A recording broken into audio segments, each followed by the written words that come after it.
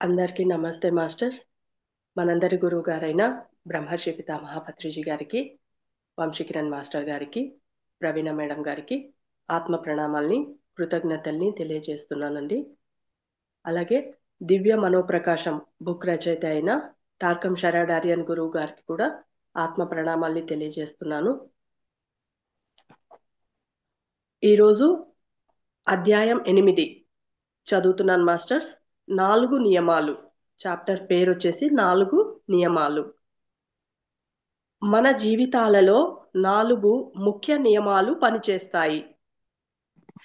1 సంతృప్తి నియమం, 2 నిర్భీతి నియమం, 3 సామీప్య సామీప్యత నియమం, 4 ధార్మిక నియమం. మళ్ళీ చదువుతాను మేడం. మన జీవితాలలో 4 ముఖ్య నియమాలు పనిచేస్తాయి. 1 సంతృప్తి నియమం, 2 నిర్భీతి నియమం, 3 సామీప్యత నియమం, 4 ధార్మిక నియమం. 1 సంతృప్తి నియమం అనేది విశ్వ నియమం. మానవ ఆత్మ విశ్వ ఆత్మతో ఐక్యతలో ఉన్నానని గుర్తించినప్పుడు సంతృప్తి వస్తుంది. ఓకే. మానవాత్మ విశ్వాత్మతోటి కనెక్ట్ అయ్యి ఉన్నప్పుడు సంతృప్తి వస్తుంది. ఆ ఏకత్వ క్షణాలలో అవసరం అసంపూర్ణ భావాలన్నీ అదృశ్యం అవుతాయి. మళ్ళీ చదువుతాను మేడం. అంటే ఒక పారాగ్రాఫ్ చదువు, మళ్ళీ రెండోసారి చదివేటప్పుడు ఎక్స్ప్లెయిన్ చేస్తా. Okay madam. Sorry madam. సంతృప్తి నియమం అనేది విశ్వ నియమం. మానవ ఆత్మ విశ్వ ఆత్మతో ఐక్యతలో ఉన్నానని గుర్తించినప్పుడు సంతృప్తి వస్తుంది. ఆ ఏకత్వ క్షణాలలో అవసరం అసంపూర్ణ భావాలన్నీ అదృశ్యమవుతాయి. ఇది మనం అనుకునే సంతృప్తి కాదు. సంతృప్తి అంటే కోరిక, అవసరం, తృప్తి పడటం. అది సంతృప్తి యొక్క వ్యక్తిత్వం భాగం. సంతృప్తిలో మానవ ఆత్మ క్షణకాలం పాటు ఏకాత్మతో ఐక్యతలో ఉంటుంది. అది క్షణమాత్రమే అయినా ఆ ముద్రలు ఆత్మలో నిలిచి ఉండి ఎటువంటి అసంతృప్త పరిస్థితులలో అయినా ఆ వ్యక్తి సంతృప్త భావాన్ని నిలిపి ఉంచుకుంటాడు. మళ్ళీ చదువుతాను మేడం ఒక్కొక్క లైన్. సంతృప్తి నియమం అనేది విశ్వ నియమం. సంతృప్తి నియమం అనేది విశ్వ నియమం, విశ్వం యొక్క నియమం అది. మానవ ఆత్మ విశ్వ ఆత్మతో ఐక్యతలో ఉన్నానని గుర్తించినప్పుడు సంతృప్తి వస్తుంది. అంటే మానవాత్మ విశ్వాత్మతో కనెక్ట్ అయి ఉన్నాను అన్నప్పుడు సంతృప్తి వస్తుంది. ఆ ఏకత్వ క్షణాలలో అవసరం అసంపూర్ణ భావాలన్నీ అదృశ్యమవుతాయి. అంటే మానవాత్మ విశ్వాత్మతో కనెక్ట్ అయి ఉన్నప్పుడు ఆ ఏకత్వాన్ని పొందిన ఆ క్షణాలు చాలా అవసరం. ఎప్పుడైతే ఆ క్షణాలలో ఉంటామో మనకి సంతృప్తి వచ్చేస్తుంది. ప్రత్యేకించి ఆ సంతృప్తి అంటే ఏదో కాదు, మానవాత్మ విశ్వాత్మతో కనెక్ట్ అయి ఉన్నప్పుడు ఆ ఏకాత్మగా అంటే ఏకత్వంలో ఉన్నప్పుడు ఆ సంతృప్తిని పొందుతాం. అద్భుతంగా ఉంది పాయింట్, బాగా అర్థం చేసుకోండి మాస్టర్స్. అద్భుతమైన పాయింట్. ఆ లైన్ మళ్ళీ చదువుతాను మేడం. మానవ ఆత్మ విశ్వ ఆత్మతో ఐక్యతలో ఉన్నానని గుర్తించినప్పుడు సంతృప్తి వస్తుంది. ఆ ఏకత్వ క్షణాలలో అవసరం అసంపూర్ణ భావాలన్నీ అదృశ్యమవుతాయి. ఆ ఏకత్వ క్షణాలలో అవసరం అప్పుడు ఏం భావాలు? అసంపూర్ణ భావాలన్నీ అదృశ్యమవుతాయి అని చెప్తున్నారు. ఆ ఒక్క క్షణం ఒక్కొక్కసారి అనిపిస్తుంది చూడండి, ఫ్రాక్షన్ ఆఫ్ సెకండ్స్ లో అసలు ఏమీ లేదు, అంతా వెయిట్లెస్ అయిపోయాము అనే ఫీల్ వస్తుంది చూడండి. ఆ క్షణాలు మనము ఆత్మ మానవాత్మగా మారాక, మానవాత్మ విశ్వాత్మతో కనెక్ట్ అయ్యాక, ఆ ఏకత్వంతో వెళ్ళిపోయినప్పుడు ఆ సంతృప్తి అనేది వస్తుంది. ఆ సంతృప్తి వచ్చినప్పుడు కొన్ని అసంపూర్ణమైన క్షణాలు మనకి కనిపించవు, ఇంకా జీరో అయిపోతాయి. అంతే కదా. అవును మేడం. ఉమ్. అసంపూర్ణ భావాలన్నీ అదృశ్యమవుతాయి. జీరో అయిపోతాయి. ఉమ్. ఇది జీరో మనం జీరో అయిపోవు, అదృశ్యం అవుతాయి. అదృశ్యం అయిపోవడం వేరు, జీరో అయిపోవడం వేరు. అదృశ్యం అయిపోతాయి, కనిపించవు ఇంకా. ఆ ఏ సిచ్యువేషన్ అయినా సరే, ఏ సమస్యనైనా సరే, ఎవడు ఏదన్నా సరే, యూనివర్సల్ కోణంలో, ఆ ఏకత్వం కోణంలో ఆలోచించినప్పుడు ఇక్కడ సమాధానం అల్టిమేట్గా ఉంటుంది. అసలు ఏమీ అనిపించదు అక్కడ. ఆ సంతృప్తిలోనే ఉండిపోతాము.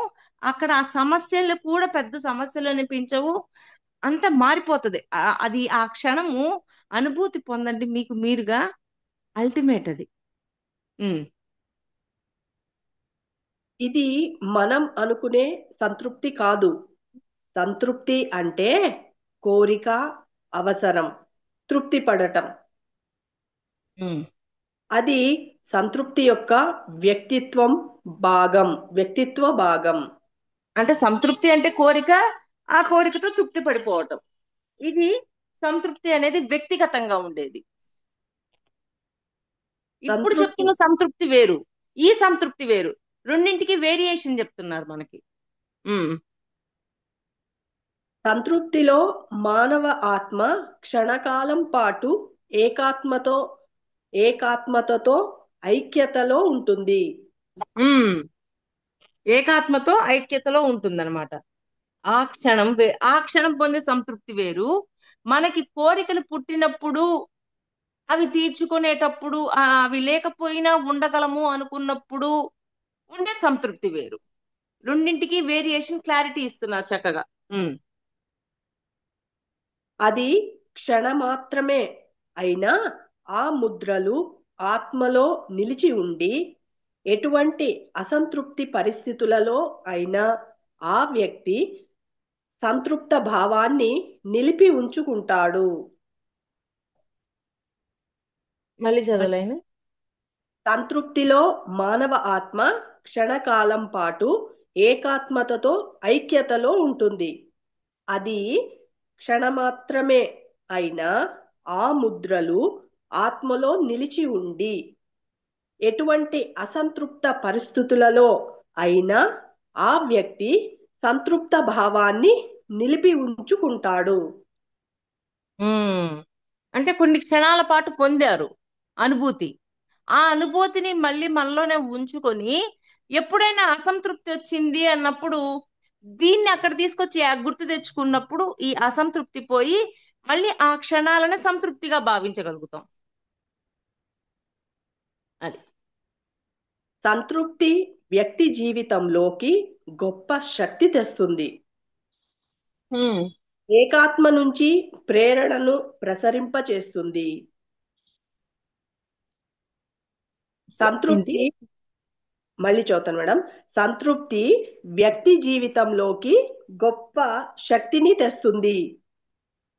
వ్యక్తి జీవితంలోకి గొప్ప శక్తిని తీసుకొస్తుంది సంతృప్తి. ఏకాత్మ నుంచి ప్రేరణను ప్రసరింపచేస్తుంది. ఉమ్. సంతృప్తి భవిష్యత్ ప్రకాశానికి, సౌందర్యానికి గవాక్షంలా మారుతుంది.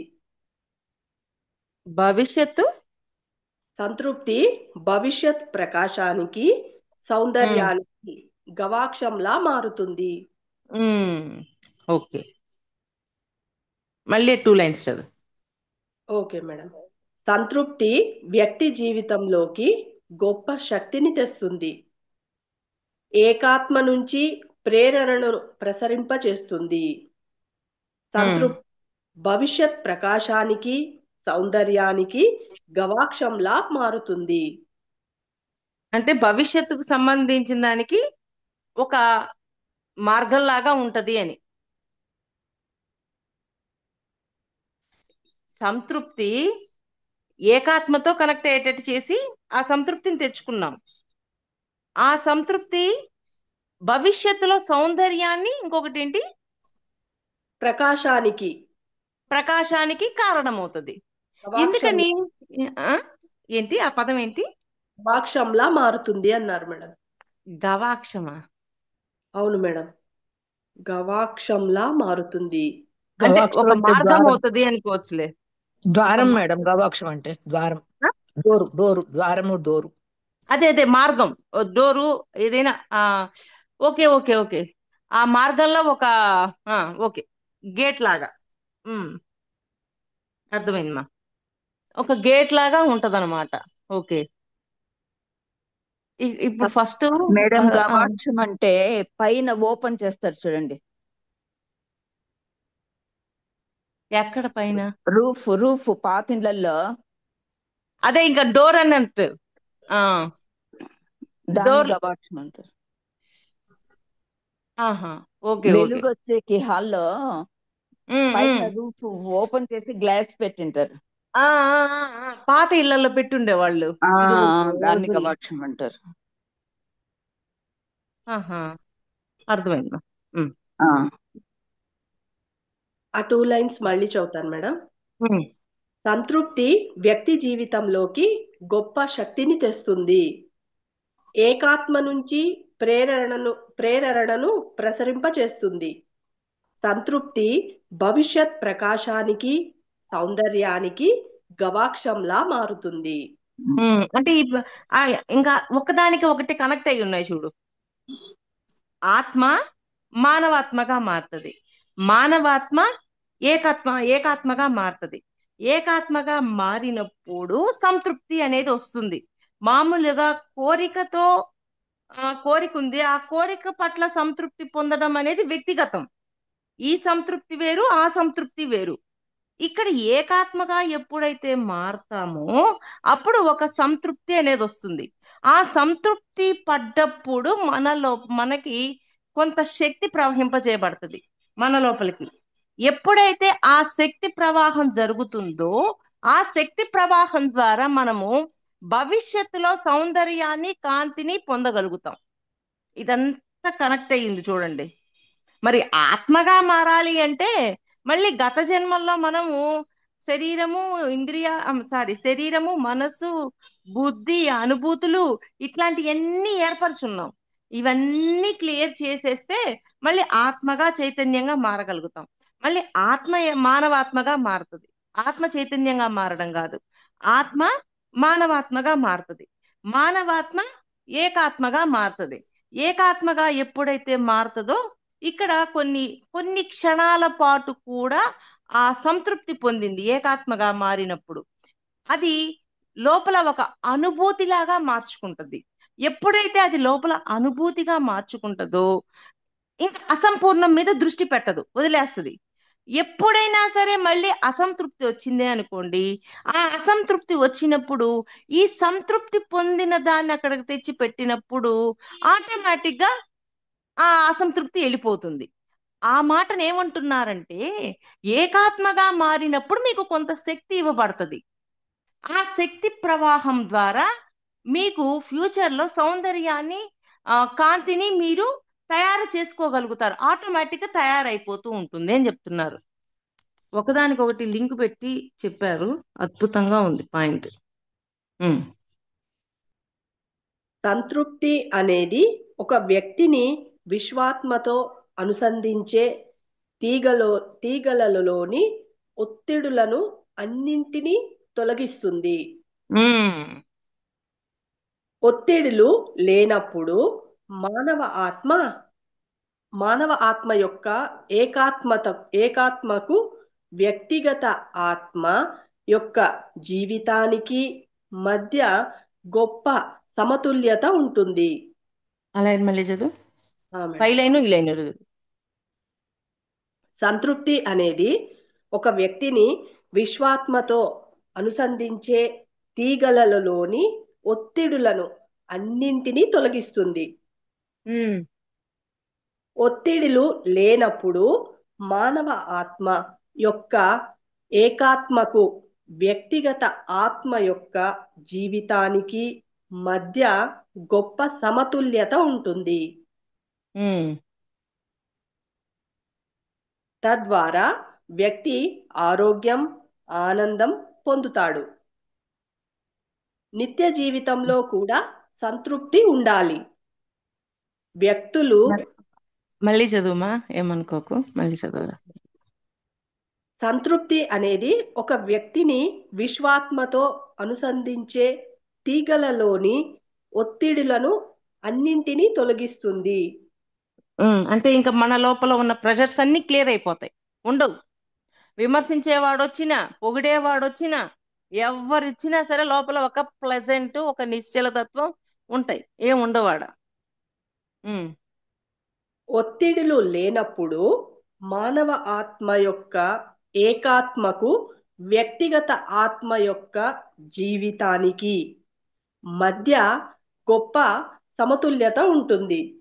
మానవాత్మ యొక్క ఏకాత్మ నుంచి వ్యక్తిగత ఆత్మకు మధ్య ఒక బ్యాలెన్సింగ్ స్టేట్ వచ్చేస్తుంది. ఓకే, మానవ అద్భుతంగా ఉంది, పాయింట్ వినండి పూర్తిగా. మేడం, ఒత్తిడులు లేనప్పుడు మానవ ఆత్మ యొక్క ఏకాత్మకు వ్యక్తిగత ఆత్మ యొక్క జీవితానికి మధ్య గొప్ప సమతుల్యత ఉంటుంది. మానవాత్మ యొక్క ఏకాత్మకు మరియు వ్యక్తిగత ఆత్మకు మధ్య ఒక బ్యాలెన్స్ నడుస్తుంది. అంటే అసంతృప్తి వచ్చినప్పుడు తద్వారా వ్యక్తి ఆరోగ్యం, ఆనందం పొందుతాడు. నిత్య జీవితంలో కూడా సంతృప్తి ఉండాలి.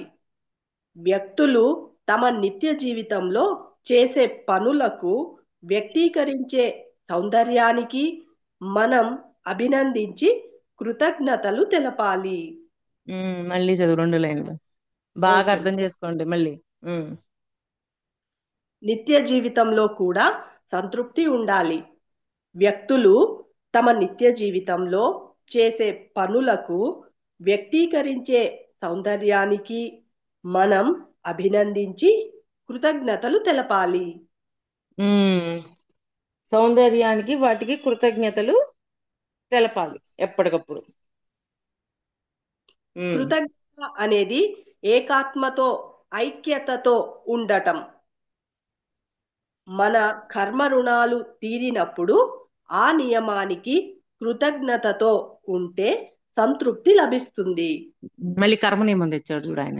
ఎక్కడ తిరిగినా సరే తారకం గారు కర్మ నియమాన్ని మాత్రం మర్చిపోరే. ఆ 2 లైన్లు మళ్ళీ చదువు పాప. Okay madam. నిత్య జీవితంలో కూడా సంతృప్తి ఉండాలి. వ్యక్తులు తమ నిత్య జీవితంలో చేసే పనులకు వ్యక్తీకరించే సౌందర్యానికి మనం అభినందించి కృతజ్ఞతలు తెలపాలి. అంటే కృతజ్ఞత అనేది ఎప్పుడు ఉండాలి. వ్యక్తిగత జీవితంలో కూడా అందరి నుంచి వచ్చే వాటికి మనకి కృతజ్ఞత అనేది ఎప్పుడు తెలుపుతూనే ఉండాల. ఆ లోపల హృదయంలో అది ఉండిపోవాల. కృతజ్ఞత అనేది ఏకాత్మతో ఐక్యతతో ఉండటం. మన కర్మ రుణాలు తీరినప్పుడు ఆ నియమానికి కృతజ్ఞతతో ఉంటే సంతృప్తి లభిస్తుంది. అంతే. సంతృప్తి నియమం ఫస్ట్ పాయింట్ అయిపోయింది మేడం. సెకండ్ పాయింట్ చేస్తున్నాను. నిర్భీతి నియమం.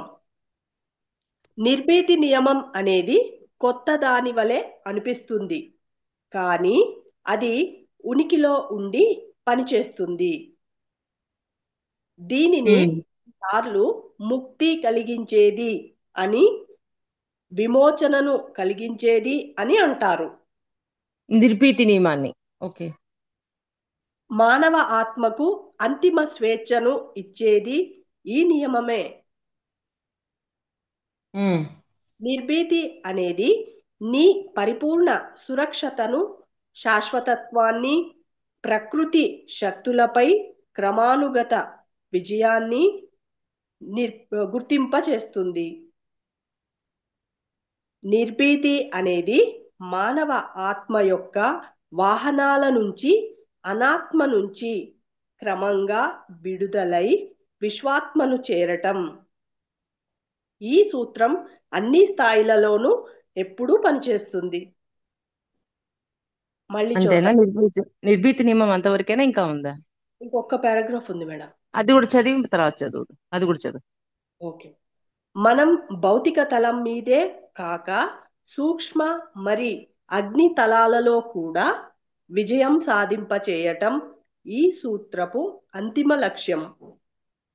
నిర్భీతి ద్వారానే మనిషి తన వాస్తవాలను కనుగొంటాడు. సూక్ష్మ లోకాలలో భయం కలిగించే విషయాలు భౌతిక లోకంలో కంటే ఎక్కువ ఉంటాయి. నిర్భీతి వల్లనే ఆ లోకాలలో అభివృద్ధి సాధ్యం. నిర్భీతి నియమాన్ని మనం సహస్రారం, శంబాల, సూర్యుడు, విశ్వ అయస్కాంతాలు అదుపు చేస్తాయి. ఈ నియమంతోనే అభివృద్ధి చెందుతున్న ఆత్మలు తమ దివ్యత్వాన్ని కనుగొని విశ్వాత్మతో ఐక్యతను సాధిస్తాయి. మళ్ళీ చదువుతాను మేడం, స్టార్టింగ్ నుంచి. అది అయిపోయిందా నిర్భీతి నియమం? అయిపోయింది madam. Okay. Second point masters, నిర్భీతి నియమం. నిర్భీతి నియమం అనేది కొత్త దాని వలె అనిపిస్తుంది, కానీ అది ఉనికిలో ఉండి పనిచేస్తుంది. దీనిని కొన్నిసార్లు ముక్తి కలిగించేది అని, విమోచనను కలిగించేది అని అంటారు.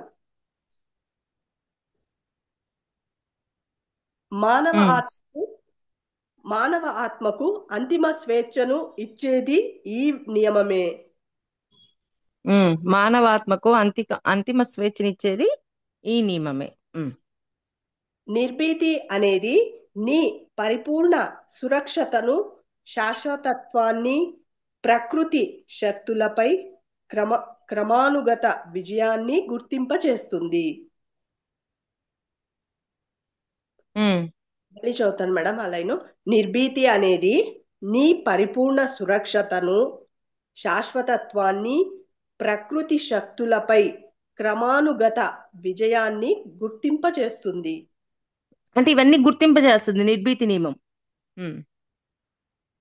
నిర్భీతి అనేది మానవ ఆత్మ వ్యక్తిత్వ వాహనాల నుంచి, అనాత్మ నుంచి క్రమంగా విడుదలై విశ్వాత్మను చేరటం.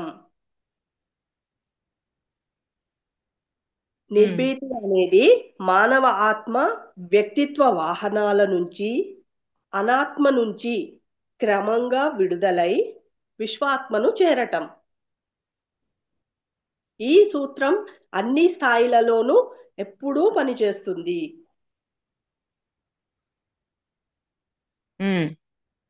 మనం భౌతిక తలం మీదే కాక సూక్ష్మ మరి అగ్ని తలాలలో కూడా విజయం సాధింపచేయటం ఈ సూత్రపు అంతిమ లక్ష్యం. అంటే నిర్భీతి నియమంలో ఎప్పుడైతే ఉంటామో, దాన్ని తెలుసుకుంటామో, ఈ సూత్రము భౌతిక తలంలో, సూక్ష్మ తలంలో రెండింట్లో మనల్ని ముందుకు తీసుకెళ్ళగలుగుతుంది. అది నిర్భీతి ద్వారానే మనిషి తన వాస్తవాలను కనుగొంటాడు. సూక్ష్మ లోకాలలో భయం కలిగించే విషయాలు భౌతిక లోకంలో కంటే ఎక్కువ ఉంటాయి. భౌతిక లోకంలో కంటే కూడా ఎక్కువ ఉంటాయి సూక్ష్మ లోకాల్లో. నిర్భీతి వల్లనే ఆ లోకాలలో అభివృద్ధి సాధ్యం. అంటే భౌతిక లోకంలో కంటే కూడా అక్కడ ఇంకా పరీక్షలు ఎక్కువ ఉంటాయి, ఎదుర్కొనే దెబ్బలు ఎక్కువ ఉంటాయి. అంతే కదా, ఎదిగే కొద్దీ పరీక్షలు ఇంకా పెరుగుతూ ఉంటాయి అని అంటారు కదా. అలాగా సూక్ష్మతలాల్లో ఇంకా ఇంకా అక్కడ కూడా నిర్భీతి నియమంతో ఉన్నప్పుడు ఒక క్లారిటీతో ఉంటాం. అదే నిర్భీతి నియమం మనకు తెలియలేదు, ఆ శక్తి లేదు. ఆ శక్తి లేనప్పుడు సూక్ష్మ తలాల్లో ఒక క్లారిటీ ఉండదు. అంతే కదా, ఇప్పుడు సూక్ష్మ తలాల్లోకి వెళ్ళాము, పడుకున్నాము, జీవాత్మ లేసింది, వెళ్ళింది. సూక్ష్మ తలాల్లో ఇప్పుడు భూమి మీద అనుకో, నేను ఒక ఊరికి వెళ్ళాలి అనుకుంటే ఈ బస్సు ఎక్కితే, ఈ బస్సు ఎక్కాక నేను ఆ ఊరికి వెళ్ళొచ్చు అని మనకే అర్థమవుతుంది. ఆ గూగుల్ మ్యాప్, గూగుల్ అడిగినా ఏది అడిగినా చెప్తుంది. కానీ సూక్ష్మ తలాల్లోకి వెళ్ళాక కూడా అక్కడ కూడా నాలెడ్జ్ ఉండాలి కదా. ఆ నాలెడ్జ్ లేనప్పుడు మన జీవాత్మ లేసిద్ది, వెళ్ళిద్ది. ఒక్కొక్కసారి వాళ్ళ జీవాత్మ పరిగెడుతుంటది, అటు పరిగెడుతుంది, ఇటు పరిగెడుతుంది కలలో. ఎందుకో తెలియట్లేదు, నా జీవాత్మ పరిగెడుతుందండి అని అంటుంటారు. ఎందుకని జీవాత్మ అక్కడికి ఇక్కడికి ఎందుకు పరిగెడుతుంది? దానికి రూట్ మ్యాప్ తెలియలే. మళ్ళీ తిరిగి బాడీలోకి రావాలి అంటే దానికి మ్యాప్ తెలియక తర్జనా భర్జన పడి, సిల్వర్ కార్డు ఉంటుంది అయినప్పటికీ దానికి తర్జనా భర్జన ఉంటది అనమాట. అందుకని అక్కడ కంగారు పడుతూ ఎటు పోతుందో ఏంటో ఆ సూక్ష్మతలం గురించి. ఇప్పుడు ముందు చదువుకున్నాం, 7 తలాలు చదువుకున్నాం. ఇవన్నీ లెక్కలు ఇవన్నీ తెలిసినప్పుడు మన జీవాత్మ రిలీజ్ అయి నీట్ గా వెళ్ళగలుగుతుంది. ఇప్పుడు మనము ఇక్కడ ఎక్కడో నేను ఒక పల్లెటూరులో ఉన్నాను. నేను యుఎస్ వెళ్ళాలి అనుకున్నాను. నాకు చదువు రాదు, ఏమీ రాదు. నేను యుఎస్ వెళ్ళాలి అంటే నేను చాలా కష్టపడాలి కదా. అదే నాకు చదువు వచ్చు, ఇవన్నీ తెలుసుకుని ఉన్నాను, అన్ని తెలుసుకున్నప్పుడు యుఎస్ వెళ్ళడం అనేది తేలిక కాదా? అలాగే జ్ఞానం తెలిసిందనుకో, సూక్ష్మ తలాల్లో వ్యవహరించడం చాలా తేలికవుతుంది. అలా పాయింట్ అర్థమైందా? ఉమ్. అర్థమైంది మేడం. నిర్భీతి వల్లనే ఆ లోకాలలో అభివృద్ధి సాధ్యం. ఉమ్. నిర్భీతి నియమాన్ని మన సహస్రారం, శంబాల, సూర్యుడు, విశ్వ అయస్కాంతాలు అదుపు చేస్తాయి. ఉమ్. నిర్భీతి నియమాన్ని మన సహస్రారం, శంబాల, సూర్యుడు, విశ్వ అయస్కాంతాలు అదుపు చేస్తాయి. ఈ అంతే, నియ- నిర్భీతి నియమాన్ని. ఈ నియమంతోనే అభివృద్ధి చెందుతున్న ఆత్మలు తమ దివ్యత్వాన్ని కనుగొని విశ్వాత్మతో ఐక్యతను సాధిస్తాయి. అయిపోయింది మేడం. సెకండ్ పాయింట్ నిర్భీతి నియమం. ఈ 2 లైన్స్ మళ్ళీ ఒకసారి చదువుమా, లాస్ట్ చదివేది. నిర్భీతి నియమాన్ని మన సహస్రారం, శంబాల, సూర్యుడు, విశ్వ అయస్కాంతాలు అదుపు చేస్తాయి. నిర్భీతి నియమాన్ని అవి కంట్రోల్ చేస్తాయి. ఎందుకని? ఆ కంట్రోలింగ్ చేస్తాయి కాబట్టి వాటి యొక్క పరిగణలో మనం ఉన్నప్పుడు ఆటోమేటిక్ గా సూక్ష్మ తలాల్లో నిర్భీతి నియమంతో వెళ్ళగలుగుతాం. ముందేం చెప్పారు? నిర్భీతి నియమం ఉన్నప్పుడు సూక్ష్మ తలాల్లో ఎక్కడెక్కడికి వెళ్ళగలమో అన్ని ప్రాసెస్ తెలుస్తాయి అని చెప్పారు. అసలు ఈ నిర్భీతి నియమం అనేది ఎవరి కంట్రోల్లో ఉంటుందో తర్వాత లాస్ట్ పాయింట్ చెప్పారు. వాళ్ళు కంట్రోల్ చేస్తుంటారు దాన్ని కూడా. ఇప్పుడు కొన్ని తలాల్లో, కొన్ని సూక్ష్మ తలాలలో కొన్ని ప్లేసుల్లోకి వెళ్ళినప్పుడు నో ఎంట్రీ పెడతారు, నో ఎంట్రీ ఉండదు మనకి. అదే వాళ్ళ కంట్రోల్లో లేదనుకో, ఏ లోకంలోకి వెళ్ళొచ్చు, మళ్ళీ రావచ్చు, మళ్ళీ ఏమైనా చేయొచ్చు. కానీ ఆ లోకంలోకి వెళ్ళాలి అంటే అక్కడ మనకి ఈ నిర్భీతి నియమం ఉండాలి, ఇంకా మనకు ఆ శక్తి ఉండాలి. పాయింట్ అర్థమవుతుందా మాస్టర్స్? అంటే ఆ లోకంలోకి వెళ్ళాలి అంటే అక్కడ మనకి ఎంట్రీ పాస్ ఉండాలి. ఆ ఎంట్రీ పాస్ ఉండాలంటే ఇదంతా ఎవరి కంట్రోల్లో ఉంటుంది? సూర్యుడు వీళ్ళందరి కంట్రోల్లో ఉంటుంది. అది ఆ నిర్భీతి నియమాన్ని కూడా మన యొక్క శక్తిని బట్టి వాళ్ళు ఈ లోకంలోకి మీకు ఎంట్రీ ఉంది, ఈ లోకంలోకి మీకు ఎంట్రీ ఉండదు అని అక్కడ కూడా ఒక కంట్రోలింగ్ సిస్టమ్ ఉంది. పాయింట్ అర్థమవుతుందా? భౌతికంలో ఎలాగ కంట్రోలింగ్ సిస్టమ్ ఉందో సూక్ష్మ తలాలలో కూడా కంట్రోలింగ్ సిస్టమ్ ఉంది అని చెప్తున్నారు. సూక్ష్మ తలాలలో ఎలా, ఇప్పుడు కొంతమంది చెప్తుంటారు, ఆ సోల్ వచ్చి నన్ను అటాక్ చేసింది, ఈ సోల్ వచ్చి నన్ను అటాక్ చేసింది అంటుంటారు. ఊరికే ఏమీ అటాక్ చెయ్యవు. ఎలా చేస్తాయి? ఇక్కడ ఎంత కంట్రోలింగ్ ఉందో అక్కడ కూడా అంత కంట్రోలింగ్ ఉంటుంది.